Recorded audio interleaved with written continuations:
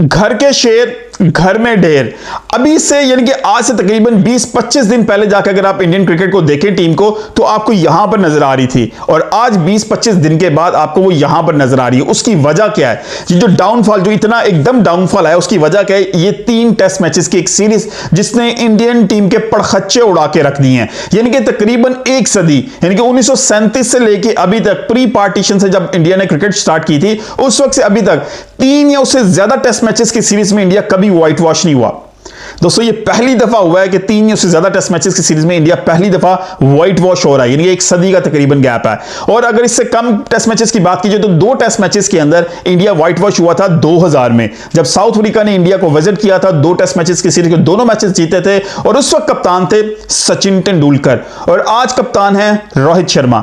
यह कलंक उनके माथे पर लग गया है। नो डाउट T20 का वर्ल्ड कप का स्टार उनके चेस्ट पे मौजूद है, लेकिन यह कलंक भी लग गया कि तकरीबन एक सदी का रिकॉर्ड जो हिस्ट्री में पहले कभी नहीं हुआ, 3 या उससे ज्यादा टेस्ट मैचेस की सीरीज का व्हाइट वॉश, वो भी उनके माथे पे कलंक लग चुका है। अगर 2 से कम की बात कीजिए तो 1999 में आपको बताया साउथ अफ्रीका ने किया था, तो 24 साल बाद ये डिफीट भी, ये कलंक भी उनके माथे पे लगा है।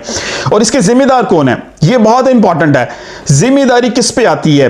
अब जिम्मेदारी बहुत इंपॉर्टेंट है। अगर आप तीनों मैचेस की सीक्वेंस देखें, तीनों मैचेस के स्कोर्स देखें, तीनों मैचेस के अंदर कोलैप्स देखें इंडियन बैटिंग लाइनअप का, इंडियन बैटिंग लाइनअप ने जिस तरह कोलैप्स किया तीनों टेस्ट मैचेस की, हर इनिंग के अंदर 6 इनिंग्स है, 6 की 6 इनिंग्स में इनको कोलैप्स होता है। अगर मैं आपको उनको बताने जाऊं तो आप नोट कीजिए, पहली इनिंग्स के अंदर 40 पे आउट होती है न्यूजीलैंड इंडिया की टीम, और किसके हाथों रही है? ये बहुत इंपॉर्टेंट है। ये न्यूजीलैंड के हाथों सारा कुछ हुआ है, और न्यूजीलैंड जो खुद अभी व्हाइट वॉश होकर आ रही है श्रीलंका से।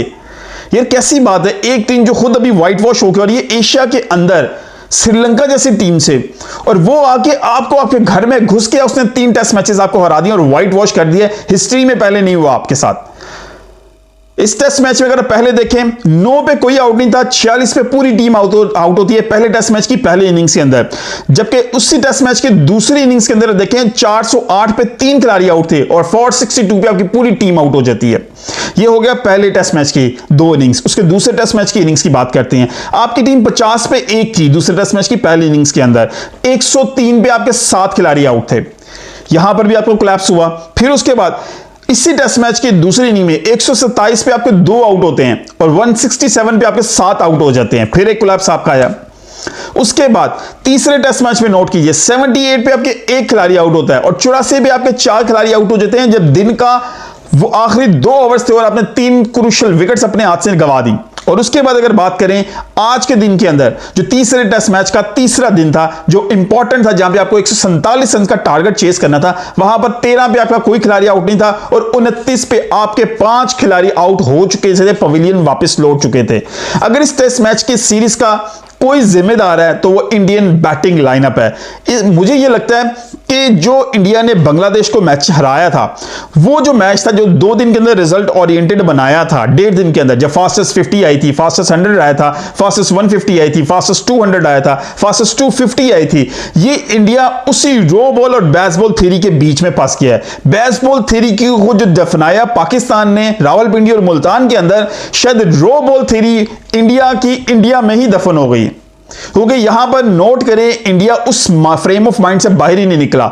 इंडिया अग्रेसिव खेलने की कोशिश करता रहा, लेकिन न्यूजीलैंड ने उनको डोमिनेट किया। एक चीज याद रखिएगा, एशिया के अंदर क्रिकेट जो है ना इमोशंस के साथ खेली जाती है, जबकि सीना कंट्रीज के अंदर इमोशंस कम और ब्रेन से ज्यादा खेली जाती है। जब भी आप इमोशंस के थ्रू ओवरकम होते हैं तो डेफिनेटली आप गलत फैसले करते हैं। यही गलत फैसले इंडियन बैटिंग लाइनअप ने किए। हर बंदा अग्रेसिव खेलने गया। आप नोट कीजिए, ऋषभ पंत के अलावा आपको कोई प्लेयर इस तरह का नजर नहीं आया जिसने बहुत अच्छी अग्रेसिव इनिंग्स खेली हो। एक और इनिंग्स थी सरफराज अहमद की, जो पहले टेस्ट मैच की दूसरी इनिंग में उन्होंने 150 रन स्कोर किए थे, लेकिन उसके बाद जहां पर भी किसी भी प्लेयर ने इंप्रोवाइज करने की कोशिश किया वो आउट हुआ। ऋषभ पंत लकी रहे कि स्पिन ट्रैक्स के ऊपर इंप्रोवाइज करते रहे और रन्स करते रहे, जबकि न्यूजीलैंड के बैट्समैन वो बड़ी टेक्निकली खेलते रहे। वो ज्यादा शॉट्स लगाते थे तो स्ट्रेट बैट के साथ, क्रॉस शॉट्स बहुत कम थी। यही चीज Pakistan versus England test matches में हुई हुई जहां पर साउथ शकील ने स्ट्रेट बैट के साथ बहुत रन किए थे। उन्होंने जो 134 रन किए थे उसमें से 5 चौके थे और 114 रन उन्होंने सिंगल यानी कि सिंगल डबल से सीधे बैट के साथ किए थे। यहां पर इंडियन टीम मिस्टेक की। अब ऋषभ पंत की इनिंग्स देखी, ये लकी थी कि वो कंटिन्यू करते रहे क्योंकि इतना स्पिन हो रहा था बॉल कि अगर वो 60 प्लस जो उन्होंने स्कोर किए ये इस चौथी इनिंग्स के अंदर, ये लकी थे, वरना आपकी टीम 100 भी ना करती। आपकी टीम इतना शैटर्ड थी कॉन्फिडेंस, जो 47 पे पहली 46 पे आउट हुई है टीम, उसके बाद आपकी टीम का कॉन्फिडेंस शैटर्ड हो गया था।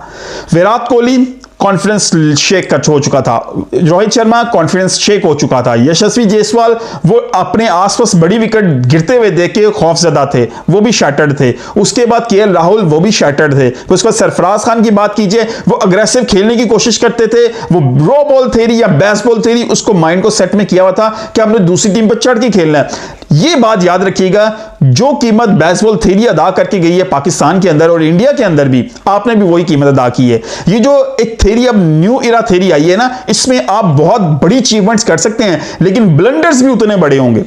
इसीलिए इंडियन साइड इस दफा ये व्हाइट वॉश की हजीमत का सामना करती है। आज जब 147 रन चाहिए थे, 147 रन के अंदर आप मुझे नोट कीजिए, जब बैटिंग लाइनअप इंडिया की स्टार्ट होती है तो बहुत मुख्तात तरीके से खेलने की कोशिश कर रहे थे, हर बॉल को बहुत तरीके से, बहुत डट के। अब एक होता है अपने को सेव करके खेलना और एक होता है किसी चीज को अपने ऊपर हावी करना, ये दोनों में फर्क है। यहां पर इंडियन बैटिंग लाइनअप जब रोहित शर्मा आउट होते हैं, उसके बाद गिल ने, रोहित शर्मा ने शॉट मारा वो तो मारा ना, बीच में से चला दी, जो उनकी फेवरेट शॉट है उनको मिला, उन्होंने चला दी। हालांकि यहां पर मौका था सीधे बैट से सामने रन्स करते, थोड़ा लंबा मजीद लेके जाते, थोड़ा सा डीप लेके, क्योंकि उनका स्टे करना क्रीज पे बहुत इंपॉर्टेंट था। पूरी सीरीज में वो फॉल होते आ रहे हैं, पूरी सीरीज के अंदर उठा के लास्ट 10 इनिंग्स में उठा के देखिए, 6 दफा वो डबल फिगर में नहीं गए, 4 दफा डबल फिगर गेम में, जिसमें एक जो है उनकी हाफ सेंचुरी है।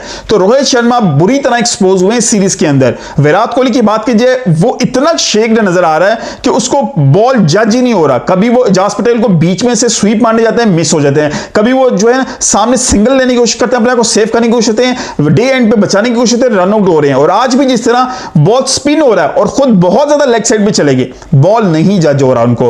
वो मुझे लग रहा है मेंटली तौर पे अभी इन नहीं है मैच के अंदर। मैं आई एम प्रीटी श्योर कि यार ये जो करैक्टर है ना, ये जब 100% अपने आप को इन करता है मैच के अंदर, हो ही नहीं सकता ये बंदा रन ना करे। ये बंदा मेंटली तौर पे इन था ही नहीं इस मैच के अंदर। उसके बाद उसकी विकेट गिरी, मतलब शुभमन गिल जज ही नहीं कर सके, आम बॉल आया उसको छोड़ दिया, डंडे हो गए। जब वो आउट होता है, विराट कोहली आउट होता है, टीम एकदम अंडर प्रेशर। वो तो पहली विकेट से चली गई थी ना, क्योंकि जितना स्पिन था इस विकेट के ऊपर, पॉसिबल ही नहीं था कि यार यहां पर 147 जैसा टारगेट आसानी से चीज हो सके। ऋषभ पंत की जो इनिंग है वो डेफिनेटली एक आउट क्लास इनिंग थी, लेकिन यार वो लकी था, वो उसका स्टाइल ये है, जिस बंदे का स्टाइल ये हो ना वो काम करता है। शाहिद खान अफरीदी था ना, वो अपने स्टाइल से खेलता था ना, तो वो एक वन साइडेड मैच कर देता था, लेकिन वो कई मैचेस थे उसकी वजह से हारे थे। ऋषभ पंत अच्छा खेलता है, अग्रेसिव खेलता है, उसका नेचुरल स्टाइल है, इसलिए वो इंप्रोवाइज कर सकता है। जब दूसरे प्लेयर जब खुद इस तरह के नहीं है और आपको इंप्रोवाइज करने के लिए तेज खेलने की कोशिश करेंगे तो डेफिनेटली क्लैप्स होंगे। इंडियन टीम ने बॉलिंग ट्रैक्स बना के यानी कि अपनी कब्र खुद ही खोदी। एक बड़ी जबरदस्त मिसाल है कि आप किसी के गड़ा खोदते हैं उसमें खुद गिरते हैं। शायद ये मिसाल अब इंडियन बैटिंग लाइनअप पे या इंडियन टीम पे परफेक्टली जो है ना फिट बैठती है। उसके बाद जैसे सरफराज खान आउट हुए, कोई सेंस नहीं है, कोई समझ नहीं है, फुल टॉस आया उसको चला दिया है। आप देखें आपकी रिक्वायरमेंट क्या है, आपको स्वीप मारनी है, नीचे स्वीप मारिए, आपको पता है विकेट्स गिरे हुए हैं, लेकिन नहीं, कोई चक्कर ही कोई नहीं है। जब ऋषभ पंत और जडेजा क्रीज पे मौजूद थे उस वक्त बहुत सी जो है ना उम्मीदें जागी थी, जिस तरह उन्होंने इनिंग्स को बिल्ड किया। फिर जो पंत की जो इनिंग थी उसके बाद लग रहा था यार 100 प्लस हो चुका है, बहुत क्लोज आ गए, बड़ी इजीली इंडिया मैच जीत जाएगा। लेकिन वहां पर जो आउट हुआ वो 110% आउट था। आप उसको माने या ना माने, उसकी रीजन सुनिए। अगर आप उसको बिल्कुल एंगल से जाके देखें, जब वो स्निको आता है ना तब बैट उसका पैड को लगा है, लेकिन उसके साथ बॉल की ट्रैजेक्टरी चेंज हो जाती है।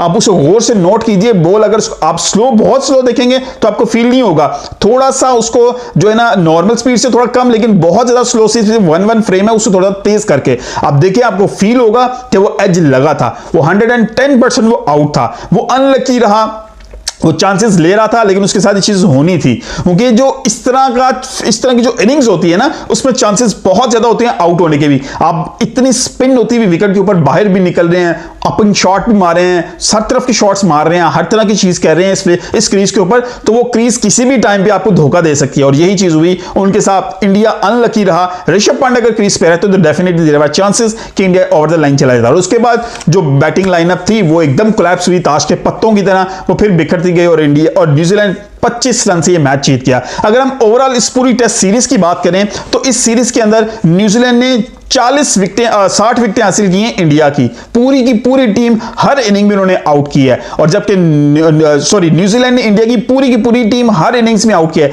और जबकि इंडिया ने न्यूजीलैंड की 52 विकेट्स हासिल की हैं। पहले टेस्ट मैच में जब 107 रन चेस करने थे वहां पर उन्होंने 2 विकेट पे जो है ये टारगेट पूरा किया था। तो इसका मतलब यह कि इंडिया 2 दफा चेस पे गया है और न्यूजीलैंड 1 दफा चेस पे गया, और न्यूजीलैंड ने चेस किया है उसमें भी विकेट स्पिन हो चुकी थी और उन्होंने 107 रन का टारगेट सिर्फ 2 विकेट के नुकसान पे कंप्लीट कर लिया था। और इस टेस्ट मैच में अगर बात करें, दूसरे टेस्ट मैच के अंदर 110 रन से जो है इंडिया हारा। 300 प्लस का जो टारगेट था वो चेस करना था, और इसमें अब 147 का टारगेट था जो चेस नहीं कर सकी। वानखेड़े स्टेडियम जो है ना वो शायद इंडियन क्रिकेट के लिए बहुत ही आप कहा जाए हजीमत का सामना यहां पे करना पड़ा है। अजाज पटेल ने जो 11 विकेट हासिल किए हैं, उधर से रविंद्र जडेजा ने बहुत अच्छी बॉलिंग की है। अजाज पटेल ने टोटल वानखेड़े स्टेडियम में अंदर 2 मैचेस खेले हैं और 25 विकेट हासिल किए यहां पर। लास्ट टाइम इन्होंने एक इनिंग में 10 विकेट हासिल की थी वानखेड़े स्टेडियम के अंदर। तो मैंने पहले भी कहा था अजाज पटेल बहुत ज्यादा लीथल होने लगे हैं इंडियन साइड के लिए इस पिच के ऊपर, तो डेफिनेटली वही वाइटल रहे। उन्होंने 6 विकेट हासिल किए, और जिस तरह फिलिप्स ने भी बॉलिंग की आज बड़ी जबरदस्त बॉलिंग थी, क्योंकि स्पिन ट्रैक था, स्पिनर्स ने डोमिनेट करना ही करना था, और यहां पर स्पिनर्स ने कबर खोद दी इंडियन बैट्समैन की।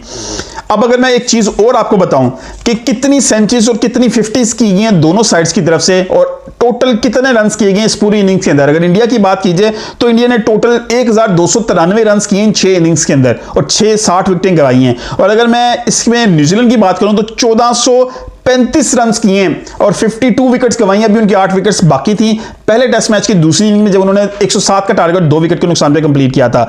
अगर मैं सेंचुरीज और हाफ सेंचुरीज की बात करूं तो इंडिया ने टोटल जो है 7 हाफ सेंचुरी और 1 सेंचुरी स्कोर की इस पूरे सीरीज के अंदर, जबकि न्यूजीलैंड ने 1 सेंचुरी और उन्होंने 8 हाफ सेंचुरी स्कोर की हैं। तो मतलब यह है कि बैटिंग लाइनअप का जो कोलैप्स रहा है, जो पार्टनरशिप्स डेवलप्स नहीं कर सके, इंडिविजुअल परफॉर्मेंसेस आई हैं इंडिया की तरफ से, लेकिन वो पार्टनरशिप्स नहीं डेवलप कर सके, जो कि न्यूजीलैंड की तरफ से आपको 38, 30, 40, 45 की कई इनिंग्स मिल रही थी, जो कि हाफ सेंचुरी में तो कंसीडर नहीं होती, लेकिन वो पार्टनरशिप बिल्ड के लिए बहुत इंपॉर्टेंट थी। ये मेजर डिफरेंस रहा। इंडिया के फास्ट बॉलर पहले दोनों टेस्ट मैच में लीथल नहीं थे। बुमराह जो हैं, जो उनसे एक्सपेक्टेशन थी वो भी उस पर पूरा नहीं उतरे, और जबकि न्यूजीलैंड के फास्ट बॉलर ने बहुत अच्छी बॉलिंग की। ओवरऑल ये सीरीज जो है शायद जो अवेकनिंग थी, अब WTC के जो फाइनल है जहां पर इंडिया के चांसेस 90% थे, अब वो 10% पे आ गए हैं, क्योंकि अब ऑस्ट्रेलिया के अंदर 5 में से 4 test matches Hariana it's like impossible. अगर ये इंडिया कर जाती है तो डेफिनेटली जो डाउनफॉल आया वो एकदम राइज पे चला जाएगा। अब ये जो गवास्कर बॉर्डर गवास्कर ट्रॉफी होने जा रही है ऑस्ट्रेलिया के अंदर, ये टेस्ट सीरीज इंडिया के लिए बहुत अहम है,